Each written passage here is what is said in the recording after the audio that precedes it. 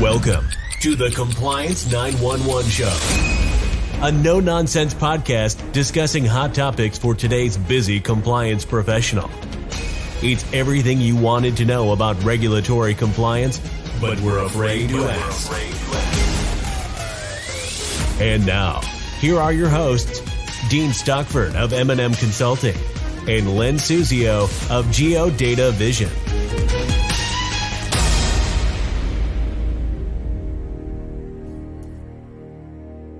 Dean, great to see you once again. I understand that the topic today that you're going to be highlighting is from a request from one of our loyal podcast listeners. Yeah, that's correct, Len. We're truly excited and respect the feedback that they provided. This helps us bring key topics, as we've always said, and those things that are important to our audience. Well, I agree, and I just want to share that our podcast appears to be working. We've seen about a 40% increase over the last year, so we are pleased that we have seemed to be providing something of great interest on key topics to our listeners. And I will reiterate right here at the beginning of this podcast, we encourage our listeners to contact us about topics that you would like us to address in future podcasts. Yeah, and that's just tremendous growth. 40% increase over last year is just significant, and it's been such a joy. So here we go. So let's jump into today's topic. And again, this came from one of our listeners, so I'm kind of excited about it. But today we're talking about electronic funds transfers and the use of cash applications such as Venmo, Apple Pay, Zelle, Cash App, Square Up, Well, great topic, Dean. I'm personally interested in it myself, and I'm glad that it came in from one of our loyal listeners. Let's hear you elaborate on this interesting topic of EFTs. Yeah. Sure, Len. Yeah. So back in 2021, the Consumer Financial Protection Bureau actually updated what we call Reg E FAQs to address person-to-person and peer-to-peer payments and payment providers and how they relate to Reg E. I do want to note that while the FAQs provide useful guidance and clarity, nothing has actually changed within the regulations themselves. So it's important that folks understand that this is merely guidance and answers what those frequently asked questions typically are. So the new FAQs clarify in the transactions section that P2P payments can be considered EFTs under EFT-Regulation E. This section makes clear that the P2P payments that use a consumer's debit card to transfer funds, credit push P2P, I have to say that 5 times fast, Len, payments that transfer funds out of a consumer's deposit, prepare, or mobile account, and P2P debit card pass-through payments are all considered EFTs, which are subject to Reg E provisions. So how many packs of pickled peppers did Peter Piper pick? Dean, I'm no youngster anymore. I grew up before there were computers, and so all these apps my grandchildren can run circles around me on. It definitely is a generational thing. Oh, geez, I agree, Len. I have gray hair. I guess I'm lucky I have hair, I guess is the way to put it. But yeah, it's definitely a generational thing. I remember the first time one of my kids said, they'll just Venmo me the money. And I looked at them like a deer in headlights. What the hell are you talking about, Venmo?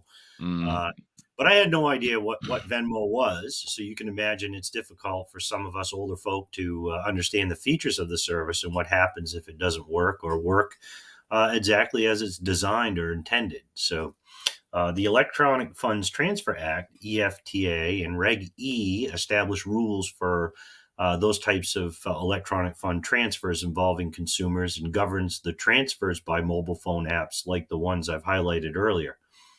The ground rules, the regulatory provisions, liabilities, and the rights of consumers who use these apps are actually set out in EFTA and is implementing rule or regulation Reg E. Those are I always talk about the letter regulation, so it does fall under Reg E. They defined EFT as any transaction initiated through an electronic terminal, telephone, computer, including your online banking, or magnetic tape that instructs the financial institution either to credit or debit a consumer's account. Okay. So, what are the protections provided by Reg E, Dean?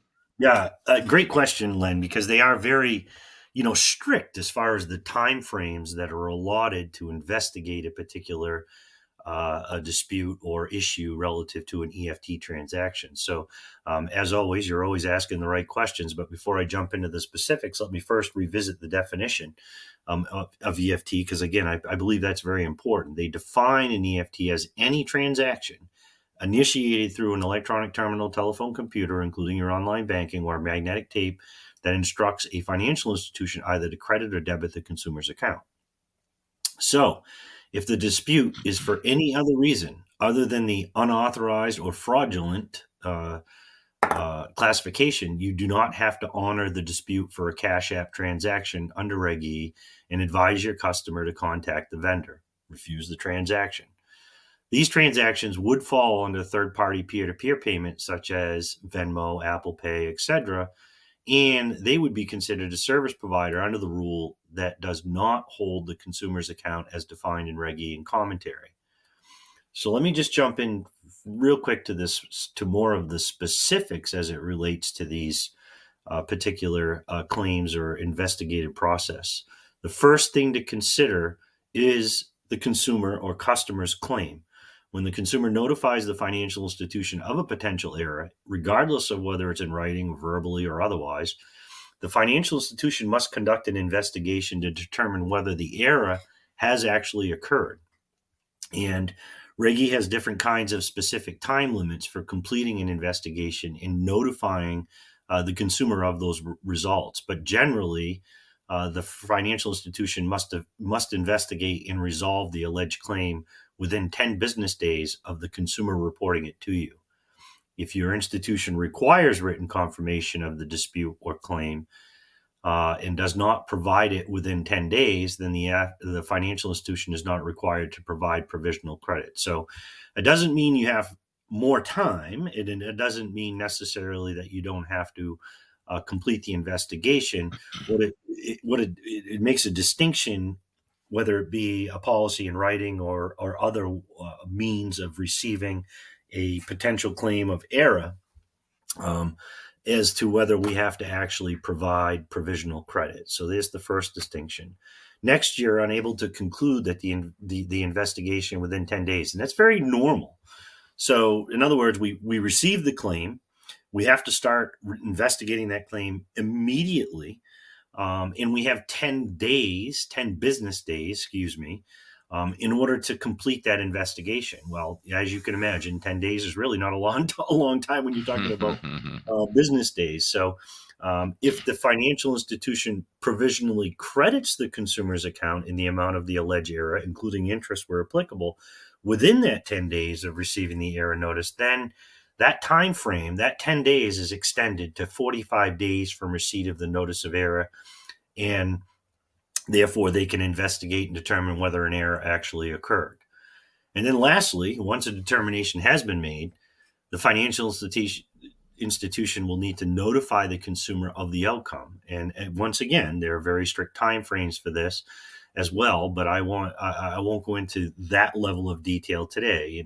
And I mentioned the 45 days. Well, there's another time frame that's involved there too, which I didn't mention today. That has to do as to whether it's a foreign transaction, which therefore it gets extended out to 90 days. So again, I would encourage people to take a really hard look at Reg E. Nothing's changed in Reg E, but the FAQ certainly shed some light on these types of programs and apps.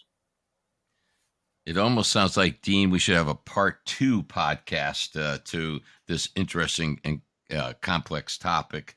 And I think we'll let our listeners know that we probably will do a follow-up. But what you've given our listeners today is great guidance.